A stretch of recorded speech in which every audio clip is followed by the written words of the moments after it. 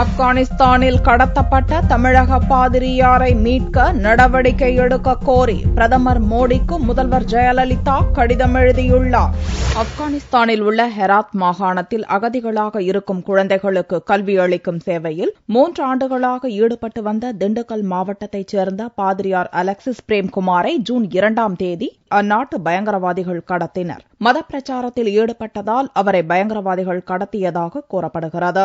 இந்நிலையில் பாதிரியார் பிரேம்குமாரை மீட்க நடவடிக்கை எடுக்க கோரி பிரதமர் நரேந்திர மோடிக்கு முதல்வர் ஜெயலலிதா வியாழனன்று அவசர கடிதம் அனுப்பியுள்ளார். பாதிரியார் பிரேம்குமாரின் கடத்தலால் தமிழகத்தில் உள்ள அவரது குடும்பத்தினரும் நண்பர்களும் மிகுந்த மன உளைச்சலுக்கு ஆளாகி இருப்பதாக கடிதத்தில் குறிப்பிட்டுள்ள ஜெயலலிதா, அவரது உயிருக்கு ஆபத்து ஏற்பட்டிருக்குமோ என்ற அச்சமும் ஏற்பட்டிருப்பதாகவும் கவலை தெரிவித்துள்ளார். பழங்குடியின பெண்கள் மற்றும் குழந்தைகளின் நலனுக்காக சிறப்பாக பணியாற்றியுள்ள பாதிரியார் பிரேம்குமாருக்கு ஆதரவாக தமிழகத்தின் பல பகுதிகளிலும் உணர்ச்சி வேகம் அதிகரித்து வருவதாகவும் ஜெயலலிதா கடிதத்தில் குறிப்பிட்டுள்ளார். எனவே இந்த விவகாரத்தில் பிரதமர் மோடி தனிப்பட்ட முறையில் தலையிட்டு ஆப்கானிஸ்தான் அரசின் உயர்மட்டத்துக்கு கொண்டு செல்ல வேண்டும் எனவும், இதன் மூலம் பாதிரியார் பிரேம்குமாரை பத்திரமாக மீட்பதற்கான முயற்சிகளை ஆப்கான் அதிகாரிகள் தீவிரப்படுத்துவர் என்று தான் நம்புவதாகவும் ஜெயலலிதா கூறியுள்ளார். திமுக உள்ளிட்ட தமிழகத்தைச் சேர்ந்த பல்வேறு கட்சிகளும் பாதிரியார் பிரேம்குமாரை மீட்க நடவடிக்கை எடுக்க வேண்டும் என்று மத்திய அரசை வலியுறுத்தியுள்ளன.